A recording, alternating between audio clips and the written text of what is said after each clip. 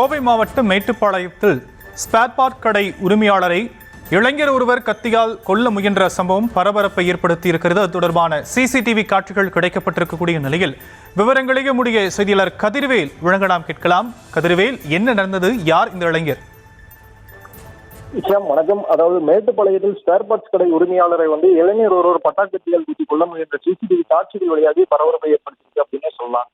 அதாவது மேட்டுப்பாளையம் சிறுமுகை சாலையில் இருக்கக்கூடிய தேவையா நகர் பகுதியை சேர்ந்த அப்துல் ஹக்கீம் அப்பகுதியில ஆட்டோ ஸ்பேர் பார்ட்ஸ் கடை நடத்திட்டு வர்றாரு. இவருக்கும் அலாவுதீன் என்பவருடைய மனைவிக்கு கடந்த சில ஆண்டுகளுக்கு முன்பாக பழக்கம் ஏற்படுதா கூறப்படுது. இதனால் அலாவுதீன் ஓராண்டுக்கு முன்பு வீட்டை விட்டு வெளியேறிய நிலையில இன்று வரைக்கும் அவர் திரும்ப கொள்ள அப்படின்னு சொல்லப்படுது. இந்த நிலையில சம்பவத்தன்று அப்துல் ஹக்கீம் தனது கதையில இருந்தபோது அலாவுதீன் என் தம்பி ஆரிஸ் மற்றும் அவரது நண்பர் கௌதம் ஆகியோர் அங்க சென்று நீயும் என் அண்ணியும் பேச்சு பழகியதால்தான் என் அண்ணன் காணாம போயிட்டாரு அப்படின்னு சொல்லி வாக்குவாதத்துல ஈடுபட்டிருக்காங்க.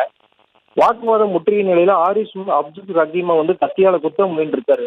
இதனை தடுக்க முயன்ற அப்துல் ஹக்கீமோட கையில காயம் ஏற்பட்டு பின்னர் இருவரும் அவருக்கு கொலை மிரட்டல் கொடுத்துட்டு தப்பி சென்றிருக்காங்க. காயமடைந்த அப்துல் ஹக்கீம் மருத்துவமனையில சிகிச்சை பெற்ற பின்னர் மேட்டுப்பாளையம் காவல் நிலையத்துல புகார் அளிச்சிருந்தாரு.